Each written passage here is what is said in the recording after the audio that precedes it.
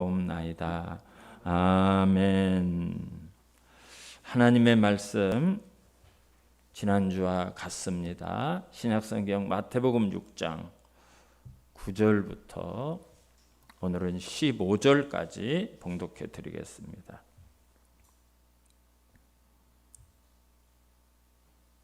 마태복음 6장 9절부터 15절까지 봉독해 드리겠습니다. 그러므로 너희는 이렇게 기도하라. 하늘에 계신 우리 아버지여, 이름이 거룩히 여김을 받으시오며 나라가 임하시오며 뜻이 하늘에서 이루어진 것 같이 땅에서도 이루어지이다. 오늘 우리에게 일용할 양식을 주시옵고 우리가 우리에게 죄 지은 자를 사하여 준 것 같이 우리 죄를 사하여 주시옵고 우리를 시험에 들게 하지 마시옵고 다만 악에서 구하시옵소서. 나라와 권세와 영광이 아버지께 영원히 있사옵나이다. 아멘. 너희가 사람의 잘못을 용서하면 너희 하늘 아버지께서도 너희 잘못을 용서하시려니와 너희가 사람의 잘못을 용서하지 아니하면 너희 아버지께서도 너희 잘못을 용서하지 아니하시리라. 아멘. 14절 15절은 제가 원고를 못 줘서 아마 화면에 안 나왔을 겁니다. 죄송합니다. 우리가 지금 주님이 가르쳐 주신 기도를 보고 있는데요. 우리가 제일 첫 시간에 본 것처럼 이제 하나님을 위한 기도를 해야 돼요. 하나님을 위한 기도. 그러나 기도는 무엇입니까? 우리의 필요를 하나님께 구하는 거였어요. 그래서 우리가 지난 시간에 우리에게 일용할 양식을 주시옵고 그 내용을 통해서 우리의 모든 필요를, 영적인 필요까지도 하나님께 간구해야 된다. 그것이 마땅하다. 그것이 우리에게 하나님이 주신 은혜요 복입니다. 그리고 이제 오늘은 우리의 죄를 사하여 주시기를 위해서 기도하라고 가르쳐 주셨어요. 여러분, 죄 사함을 받는 것, 이거는 우리 구원과 관련이 되어 있고요. 매우 중요한 내용입니다. 죄사함. 죄의 문제가 해결되지 않으면 구원을 못 받는 거죠. 죄의 문제를 해결되지 않으면. 이 죄의 문제가 해결되어야만 우리가 하나님의 자녀가 될 수 있고 우리가 영생을 얻을 수가 있습니다. 그래서 이게 굉장히 중요한 문제예요. 우리가 구원을 받았어요. 그래도 늘 우리를 붙들고 있고 또 우리를 괴롭고 힘들게 하는 게 뭐죠? 구원을 받았음에도 불구하고 죄를 지으면서 산다는 거죠.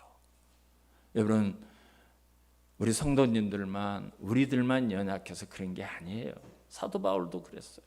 사도 바울같이 성령이 충만하고 하나님께서 귀하게 들어 쓰는 그런 귀한 사도도 오라 나는 공고한 자로다.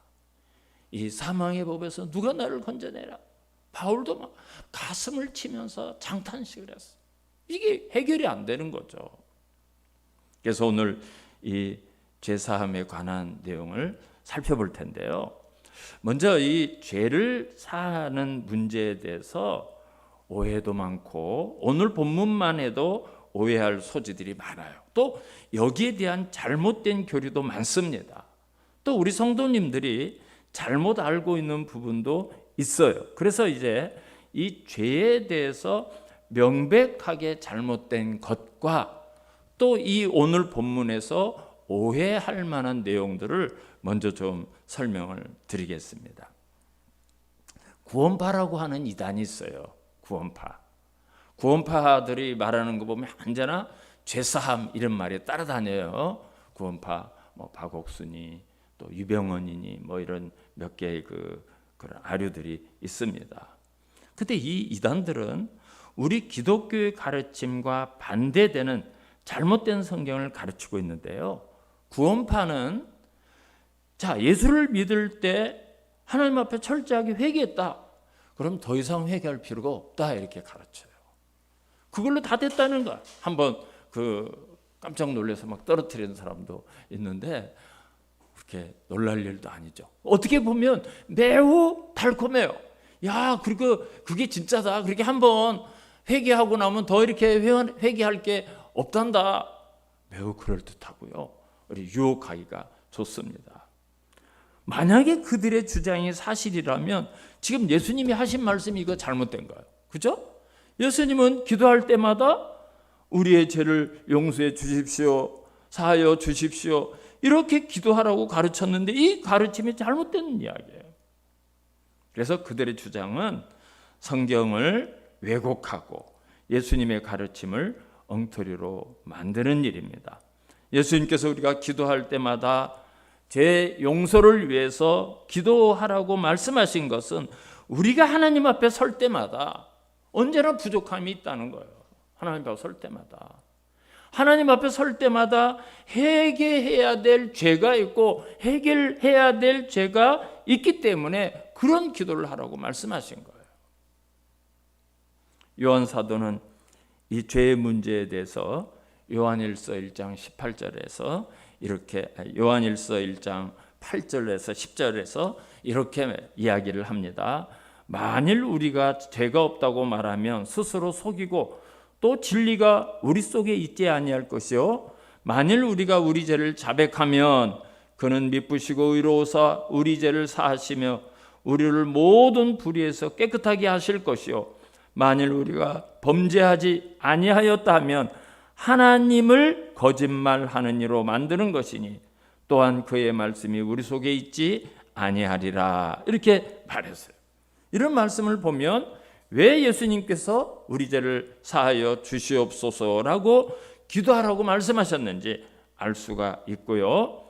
또 우리는 신앙생활을 하지만, 하나님의 자녀로 살아가지만 계속해서 발생되는 우리의 연약함, 우리의 실패, 우리의 죄를 위해서 기도를 해야 됩니다. 그런데 여기서 이제 악한 생각이 발동될 수 있어요. 오늘 기도문을 보고서요. 뭔가 하면 나는 죄를 지어도 돼. 나중에 하나님 앞에 나가서 하나님 나의 죄를 사하여 주시옵소서, 이렇게 기도하면 되지 뭐. 이렇게 이 기도를 방종으로 가는 수단, 내가 죄를 짓는 것을 두려워하지 않고 합리화하는 방법에 대해서는 안 되는 거예요. 여러분, 우리가 이런 오해나 악용을 하지 말아야 돼요. 실제로 그런 분이 있었어요. 그런 분이 있더라고요. 집사님이 돼서 매일 자기 가게에서도 술을 먹고, 저녁마다 막 사람들을 불러서 술을 먹고, 그것도 이 길바닥에 나와가지고 의자를 놓고 거기서 막 밤새도록 술 드시고 그래요, 집사님들. 그래서 제가 한 번은 그랬죠. 집사님, 이게 좀 그러시는 게 아닌 거죠. 이게 덕이 돼야 되는데 이건 하나님의 영광을 가리우고 잘못된 거 아닙니까? 그때 뭐라는가 하면, 목사님, 예수를 믿고 구원받으면 그 구원이 취소되지 않잖아요. 뭐 한번 구원받았는데 저 그렇게 해도 구원이 취소되지 않습니다. 이거 없었어. 물론 그분이 평소에도 이단 사상이 좀 있었어요. 그런 책을 가지고 와서 저에게 내밀고 그 이단 사상 이야기를 하고 그런 게 좀 있었어요. 그러나 여러분, 내가 정말 예수를 믿었어요. 그리고 정말 내가 구원받은 사람이라면 내 어떤 말과 행동과 생각을 통해서 하나님의 영광이 가리워지거나 또는 내가 죄를 짓게 된다면 마음이 아프고요, 가책을 느끼고요, 성령이 근심하는 것을 내가 느끼게 돼요. 그 예수 그리스도를 믿고 성령이 있는 사람들의 공통적인 현상입니다. 그런데 전혀 꺼리낌이 없다. 그거는 아직 구원 못 받은 겁니다. 그 안에 성령님이 안 계시는 거예요. 그렇게 판단해야 돼요. 또 하나의 오해가 있을 수 있는데요. 그러니까 엄밀히 말하면 이 기도는 열심히 하나님의 뜻을 구하고 하나님의 뜻대로 살기를 원하는 성도들만 할 수 있는 기도예요. 왜? 그렇게 살려고 노력하지만 내가 연약해서, 내가 정말 부족해서 실패했기 때문에 그것을 하나님 앞에 가지고 나가서 정말 하나님 백성답게 살고 싶습니다. 이렇게 기도하는 거잖아요. 이 기도는. 그러니까 이런 기도를 할 수 있는 사람은 하나님의 백성이나 하나님의 백성답게 살려고 노력하는 사람만이 할 수 있는 기도예요. 근데 이제 오늘 12절 말씀, 제가 또 14절, 15절도 또 따로 읽어드렸는데요. 이 말씀 때문에 오해를 할 수 있어요. 12절을 한번 보실까요? 12절, 실질적으로 오늘 본문이죠. 우리 같이 한번 읽겠습니다. 시작.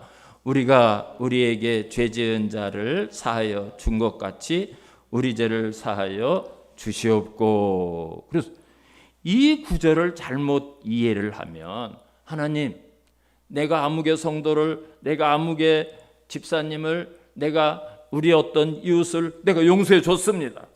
그러니까 하나님 내 죄도 용서해 주셔야죠. 예수님께서 가르쳐 주신 기도에 우리가 우리에게 죄 지은 자를 사하여 준 것 같이 우리 죄를 사하여 주시옵고라고 기도하라고 가르쳐 주셨는데 나 그 용서한 일 있습니다. 그러니까 내 죄를 마땅히 용서해 주셔야죠. 어떤 조건 때문에, 내가 한 어떤 행위 때문에 하나님께서 나를 용서해 주셔야 된다고 오해할 수가 있어요. 14절 말씀도 그렇죠. 14절도 한번 보시면 너희가 사람의 잘못을 용서하면 너희 하늘 아버지께서도 너희 잘못을 용서하시려니와 너희가 사람의 잘못을 용서하지 아니하면 너희 아버지께서도 너희 잘못을 용서하지 아니하시리라. 조건절 같아. 조건. 어떤 조건이 있어야 용서함을 받고, 내가 이렇게 했으니까 용서해 주세요. 내가 그것을 하지 못했으면 그 기도가 안 되는 것처럼 그렇게 오해할 수가 있어요. 그래서 우리가 성경의 좀 표현 방식을 알아야 되고요. 이 성경이 쓰여진 것이 2000년 전에 유대 땅에서 쓰여졌어요. 그러면 그 시대의 사람들의 문화와 풍습을 알아야 돼요. 그래서 제가 가끔 그 당시에 그 상황과 문화, 또 그 당시의 습관, 법 뭐 이런 거를 말씀드리는 이유가 그런 이유가 있어요. 유대인들은요, 무엇을 강조하기 위해서 표현하는 방법이 우리와 달라요. 예를 들어서 이런 게 있죠. 예수님께서 만일 내 손이나 내 발이 너를 범죄하게 하거든 찍어버리라. 여러분 복음서에서 그런 말씀 들었죠. 야, 네 손이 잘못하면 그 손 찍어. 네 발이 잘못하면 그 발 찍어. 그리고 네 눈이 뭘 잘못하면 그 눈을 빼버리라. 그거 장애인으로 천국 가는 게 낫지. 두 손 두 발 두 눈을 다 가지고 지옥불에 던지는 것보다 나으니라. 여러분 마태복음 18장에 예수님이 이렇게 말씀하셨어요. 이것을 문자적인 방법으로 그대로 이해하고 그대로 해석하고 그대로 실천한다면 뭐 우리 손은 10개가 돼도 다 잘라야 되고요. 우리 발 10개가 돼도 다 잘라야 되고요. 예수 믿는 사람들은 손발 눈이 하나도 없을 거예요. 그렇지 않겠어요? 우리가 뭐 그런 경우가 얼마나 많이 있습니까? 예수님의 말씀은 우리의 손을 자르고 발을 자르고 눈을 빼라는 것이 아니라 그 정도로 단호하게, 그렇게 단호하게 죄를 끊고 멀리하도록 노력해야 된다는 것. 그렇게 비유적으로 얘기한 것. 그렇게 유대인들이 무엇을 강조할 때는 그런 일종의 과장법적인 언어 표현을 하는 거예요. 그게 유대인들의 무엇을 강조하는 표현 방법입니다. 오늘 본문 12절도 마찬가지예요. 우리가 용서함을 받기 위해서 어떤 조건이 있다. 나도 그 사람을 먼저 용서하고 어떤 사람을 용서하고 우리도 뭔가 용서하는 것이 있어야만 나도 용서를 받을 수 있다. 그게 아닙니다. 하나님으로부터 죄의 용서를 받은 사람은 마땅히 이 세상을 살면서 다른 사람을 용서하면서 사는 것이 마땅하다. 그렇게 살아야 된다. 표현 방법이 그거예요. 그거를 이야기하는 것을 유대식 표현 방법으로 이야기하는 거예요. 하나님으로부터 용서를 받았어. 우리가 그렇게 하나님의 자녀가 됐어요. 그러면 우리는 점점 성장하고 거룩한 성도가 되어가야 되죠. 그죠? 방금 구원받은 게 10년을 신앙생활해도 20년을 신앙생활해도 50년을 신앙생활해도 전혀 변하지 않으면 문제가 있는 겁니다. 자꾸 성장해야 돼. 거룩해져야 돼. 말도 거룩하고 행동도 거룩하고 성격도 거룩해져야 돼. 그래서 말씀이 그랬죠. 하나님의 온전하심 같이 너희도 온전하라. 우리의 수준이 거기까지 올라가도록, 그런 장성한 분량까지 가도록 우리가 노력을 해야 돼요. 그래서 이 오늘 본문을 우리가 쉽게 이해하도록 예수님께서 친절하게 마태복음 18장에 나오는 비유를 통해서 우리에게 설명을 해주셔요. 마태복음 18장을 보면 1만 달란트 빚진 자와 100데나리온 빚진 자의 비유가 있어요. 여러분 그거 다 아시죠? 다 여러분 들어보신 그 내용이에요. 근데 예수님이 그 말씀을 하시게 된 동기가 있어요. 왜 예수님이 그 말씀을 하셨는가 하면, 길을 가다가 베드로가 예수님에게 질문을 했어요. 마태복음 18장 21절을 보면 베드로가 이렇게 질문을 합니다.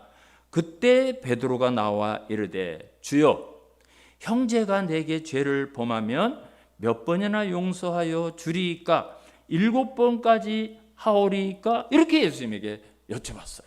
선생님, 어떤 사람이 나에게 잘못하면 제가 몇 번까지 용서하면 되겠습니까? 7번까지 용서하면 되겠습니까?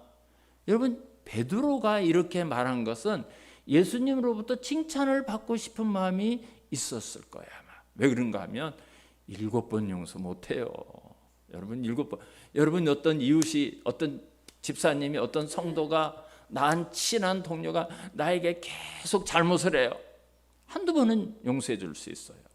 그런데 이것이 3번 되고 4번 되고 5번 용서할 수 있는 사람 없습니다. 그죠? 용서 못하겠죠. 참 힘들어. 대단한 겁니다. 베드로가 7번까지 용서하오리까 하는 것은 정말 대단한 거야. 그런데 예수님의 대답은 베드로야 너 참 잘했다 이렇게 하는 것이 아니라 7번씩 70번. 7번씩 7번을 70번까지라도 할지니라. 야 베드로야 7번만 아니라 그 7번을 70번까지도 해야 돼. 근데 77, 49, 490번을 용서하라 그랬어요. 여러분 그것은 490번까지 용서하라는 뜻이 아니라 그것이 수십 번이 됐든지 수백 번이 됐든지 용서하는 사람이 되어야 된다는 거예요. 깜짝 놀랐어. 제자들이 다 놀랐어. 야, 그걸 누가 그렇게 용서할 수 있단 말인가? 그게 말이나 되는 소린가? 아마 속으로 우리 성도님들도 다 그렇게 생각하고 계실 거고, 지금 그 이야기를 하시고 1만 달란트와 100데나리온 빚진 사람의 이야기를 예수님이 말씀을 하시는 거예요. 어떤 임금에게 1만 달란트 빚진 사람이 있었다. 1만 달란트. 1만 달란트는 한 만 달러 되는가? 이렇게 생각을 하실지 모르겠어요. 그래서 이거 갚을 길이 없어 도망다니다가 붙잡혔어. 그 임금한테 붙들려왔어. 야 당장 갚아라. 제가 1만 달란트 갚을게 방법이 없는데요. 용서해 주십시오. 그래? 너도 팔고 네 아내도 팔고 네 자식도 팔고 네 모든 소유를 다 팔아서 갚아라. 옥에 가뒀어. 그런데요, 그 사람의 모든 것을 다 팔아도 1만 달란트는 갚기는커녕 어린도 없어. 이 사람이 그 왕한테 매달리고 사정하고 호소하고 빌고 너무 불쌍해서 왕이라 했다. 성경을 보면 그 주인이 그랬어요. 그 물건의 주인. 그래서 그 사람이 참 탕감해줬어요. 1만 달란트라는 것을 탕감해서 그래 없는 걸로 하자. 내가 다 용서해 줄게. 다 풀어줄게. 빚이 없다 해줄게 풀어줬어요. 기분이 좋아서 이제 그 옥에서 나와서 막 돌아가는데 자기 동료를 딱 만났는데 그 동료는 나한테 갚을 것이 100데나리온 있는 사람. 그래서 그 사람이 목을 잡았다 이랬어요. 목을 잡았어. 멱살을 탁 잡아. 너 당장 100데나리온 갚아. 여보게 조금만 기다려줘. 조금만 기다려주면 내가 분명히 갚을게. 무슨 소리야? 그게 언제적 건데? 멱살을 잡고 감옥에 집어넣어 버렸어.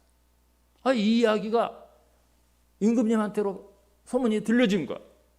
방금 임금께서 놔줬던 그 사람이 지나가다 자기 동료한테 100 데나리온 갚을 거 있는데 그 사람한테 멱살잡이를 하더니 안 갚는다고 감옥에 가뒀습니다. 갚을 때까지 감옥에 있으라 그랬답니다. 그 이야기를 들은 주인이 마태복음 18장 32절과 33절 말씀을 그대로 좀 읽어드리면, 주인이 그 사람을 불러서 이 악한 종아, 내가 빌기에 내가 내 빚을 전부 탕감하여 주었는데 너는 내가 너를 불쌍히 여김과 같이 너도 내 동료를 불쌍히 여기는 것이 마땅하지 아니하냐? 야, 내가 너를 불쌍히 여겼는데 너도 너의 동료를 불쌍히 여기는 게 마땅한 거 아니냐? 그리고는 옥에 갖다 가둬버렸어. 그래서 이 이야기 제일 마지막 절에 이제 그 주인이 이렇게 선포를 합니다. 35절을 보면 너희가 각각 마음으로 형제를 용서하지 아니하면 나의 하늘아버지께서도 너희에게 이와 같이 하시리라. 이런 이야기가 끝이 났어요. 그런데요, 여러분 여기서 100데나리온이라는 돈은 매우 계산하기가 쉬워요. 그 당시에 한 사람이 하루에 나가서 일하면 돈 받는 게 100데나리온이에요. 그러니까 100데나리온은 뭐죠? 100일치 일당이에요. 그러니까 약 한 석 달 조금 넘어가는 그 정도의 돈을 이 사람이 받을 게 있었어요. 그런데 이 사람이 갚아야 될 돈은 얼마라고 그랬죠? 1만 달란트. 근데 이 1만 달란트는 우리가 1만 달란트 한 10,000달러가 되는갑다 뭐 이렇게 상상할 수 있지만요, 그 당시는 2000년 전에는 그 돈을 계산할 수도 없고 상상할 수도 없는 금액이에요. 왜 그런가 하면 아주 유다의 역사학자 요세푸스가 쓴 그 역사책에 보면 이런 말이 나와요. 로마 정부가 그 팔레스타인 지역 각 나라마다 세금을 매겼어요. 유대 나라, 사마리아, 에돔, 갈릴리, 베레아, 이 5 나라의 총독들에게 1년 동안 너희들이 로마 정부로 걷어서 바쳐야 될 돈이 이거다라고 문서를 딱 보냈는데 얼마쯤 될 것 같아요? 이 5개 나라에서 1년에 로마 정부로 바쳐야 될 세금 얼마 정도 될까 한번 상상을 이렇게 해보세요. 얼마인가 하면 이 5개 나라를 다 합쳐서 로마 정부로 보내야 될 1년치 세금이 800달란트입니다. 800달란트.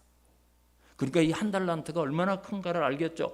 800달란트라는 돈을 이 5개 나라에서 총독이 세금을 걷어서 로마 정부로 갖다 줘요.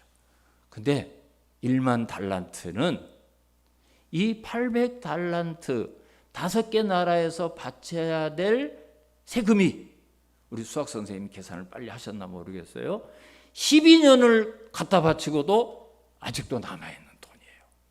여러분, 이 정도로 10,000달란트가 큰 돈이에요.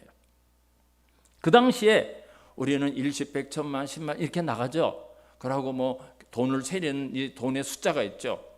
거기에서 제일 큰 단위가 달란트입니다. 제일 큰 단위. 그리고 숫자로서 제일 큰 거는 성경을 보면 천천히요, 만만이요 이런 게 나오죠. 그게 제일 큰 거예요. 사울이 죽인 것은 천천히요, 다윗이 죽인 것은 만만이로다. 만이라는 것은 최고로 큰 숫자를 만이라고 말하는 거예요.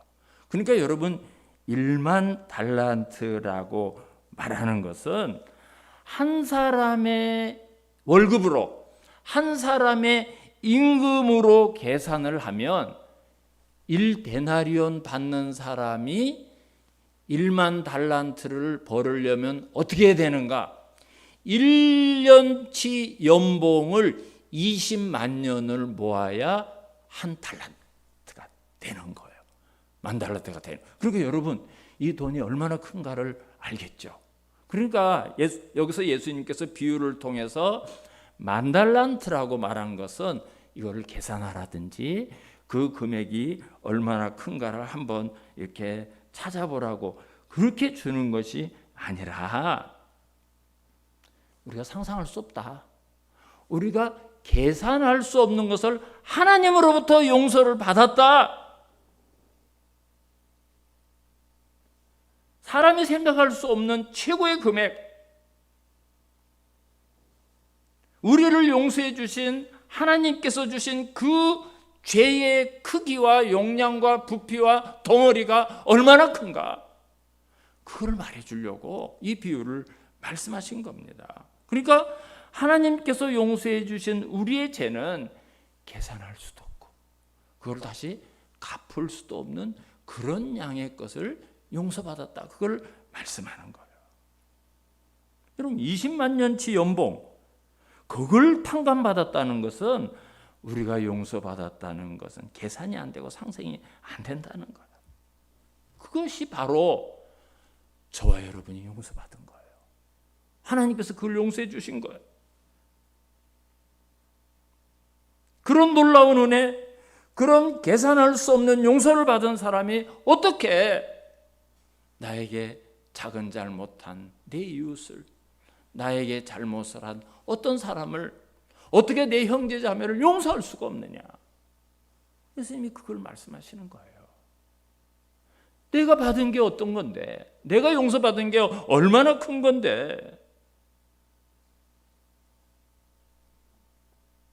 우리가 우리에게 죄 지은 자를 사하여 준 것 같이 우리 죄를 사하여 주옵소서. 이 기도가, 하나님, 내가 100데나리온 죄 지은 사람을 용서해 줬습니다. 그러니까 내 1만 달란트 이 죄를 용서해 주십시오. 여러분, 이게 말이 되는 소리예요? 그게 어떤 내 죄의 용서의 근거가 될 수가 없는 겁니다. 그럼 마지막으로 하나님께서 왜 우리의 죄를 용서해 주셨을까? 무슨 이유로, 무슨 근거로 하나님께서 우리 그 큰 죄를 용서해 주셨을까? 나에게 어떤 용서받을 만한 조건이 있었는가? 내가 하나님으로부터 용서받을 어떤 근거가 있었길래 하나님께서 그런 계산할 수도 없는 천문학적인 그런 죄를 용서해 주셨을까?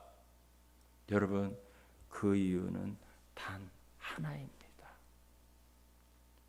예수 그리스도의 십자가 공로 때문이에요.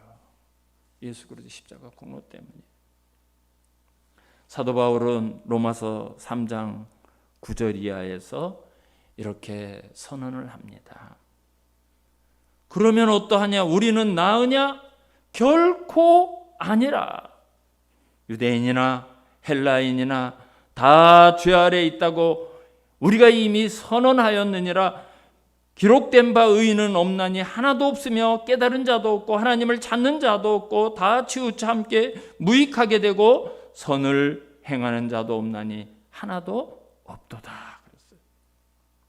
하나님의 백성이라고 큰소리치는 유대인이나 지혜롭다고 날마다 철학을 이야기하는 헬라인이나 어떤 사람이라도 의인은 없다. 하나도 없다.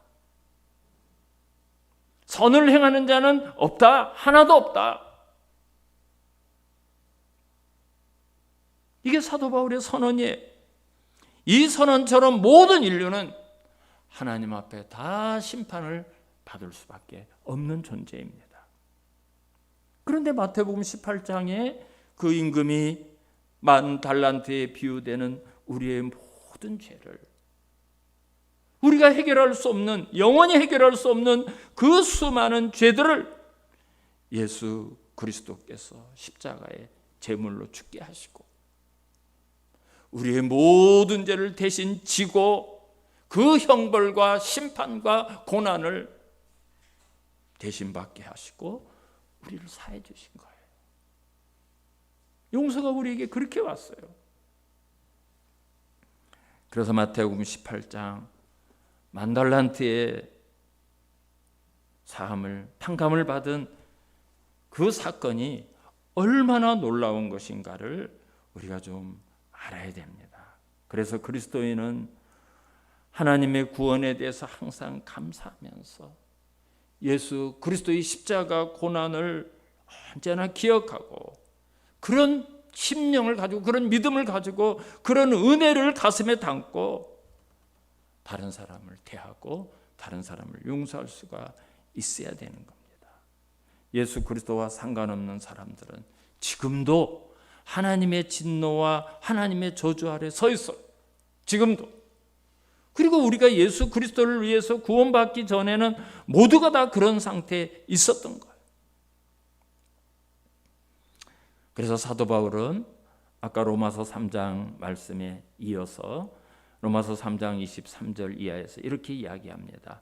모든 사람이 죄를 범하였음에 하나님의 영광에 이르지 못하더니 그리스도 예수 안에 있는 속량으로 말미암아 하나님의 은혜로 값없이 의롭다 하심을 얻은 자 되었느니라. 이 예수를 하나님이 그의 피로써 믿음으로 말미암는 화목제물로 세우셨으니 그랬어요.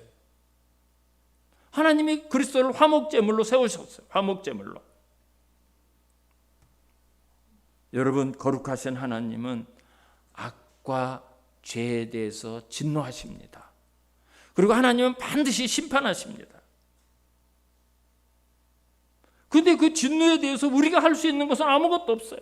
아까 100데나리온 받을 게 있는 사람이 막 멱살 잡으려 했지만 정작 자기가 갚아야 될 1만 달란트에 대해서는 전혀 할 수가 없어요. 그 몇십 년을, 몇십만, 20만 년을 다 벌은 걸 그대로 가져가야 해결할 수 있는 거 불가능한 거예요.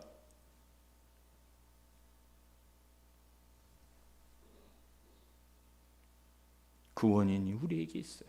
그 원인이 우리에게 있어요. 그렇지만 하나님의 한량없는 사랑이, 그 크신 하나님의 사랑이 하늘을 두루마리 삼고 바다를 먹물 삼아도 다 기록할 수 있는 하나님의 사랑의 그 놀라운 은혜가 저와 여러분이 달리고 저와 여러분이 받아야 될 그 형벌을, 예수님을 십자가에 못 박고 대신 그 벌을 받게 하심으로 인해서 우리를 구원해 주셨어요. 여러분, 십자가는 사랑만 있는 게 아니에요. 하나님의 준엄한 심판, 하나님의 거룩한 공의, 죄를 절대 용서할 수 없는 하나님의 그 준엄한 진노와 분노와 판결에 의한 심판이 예수님이라도 십자가에 못 박을 수밖에 없어요. 그 거룩한 공의와, 그러나 저와 여러분을 너무나 사랑해서 우리를 살려주시려고 독생자까지 내어주시는 그 사랑, 하나님의 준엄한 심판과 공의와 한량없는 사랑이 만나는 장소가 십자가예요. 십자가는 그 두 개가 만나서 우리의 구원을 이루어주신 겁니다. 우리가 그런 은혜를 받았어요. 구약에도 화목제물이 있었습니다. 화목제물은 우리가 지은 그 죄를 하나님이 용서해 주시는 방편으로 양을 잡고 소를 잡고 염소를 잡고 짐승을 잡아서 대신 죽게 하는 것. 그러면 이놈들은 막 악을 쓰면서 비명을 지르면서 그렇게 죽어 나자빠져. 그걸 보면서 내 죄를 생각하는 거죠. 내가 저렇게 죽어야 되는데, 저 자리가 내가 죽어야 될 자리인데 하나님이 내 대신 저 짐승을, 저 양을 대신 죽게 하셨고, 그걸 깨닫는 자리예요. 근데 여러분, 그거는 안타깝게도 일회용이에요. 플라스틱 용기처럼 일회용이에요. 그 한 것 하나밖에 안 돼요. 우리가 다시 또 죄를 지으면 다시 또 짐승을 잡아서 드려야 돼요. 또 제물이 필요해요. 우리는 또 다시 죄를 지을 수밖에 없어요. 그러나 하나님의 독생자이신 예수 그리스도는 단번에 영원한 화목제물로 십자가에서 그 거룩한 하나님이신 그분이 저와 여러분을 위해서 대속의 죽음을 죽어주시고 우리를 구원했습니다. 요한 사도는 요한 1서에서 그 사건을 이렇게 이야기합니다. 요한 1서 4장 10절 말씀을 보면 사랑은 여기 있으니 우리가 하나님을 사랑한 것이 아니요 하나님이 우리를 사랑하사 우리 죄를 속하기 위하여 화목제물로 그 아들을 보내셨습니다. 사랑하는 자들아 하나님이 이같이 우리를 사랑하셨은즉 우리도 서로 사랑하는 것이 마땅하도다.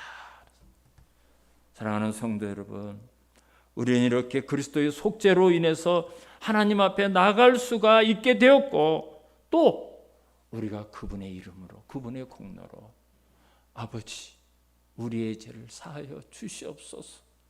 오늘도 여전히 죄를 가지고 아버지 앞에 나왔습니다. 이렇게 하나님 앞에 매일매일 기도할 수 있는 은혜를 받았습니다. 저와 여러분이 하나님 앞에 나와 기도하면서 우리의 죄를 사하여 주시옵소서 이 고백을 할 때마다 내가 어떻게 용서를 받았는가를 기억하시고 또 아직도 내가 용서하지 못한 어떤 사람이 있다면 어떤 이웃이 있다면 그 사람을 용서할 수 있는 그런 심령이 회복되시기를 주님의 이름으로 축원합니다.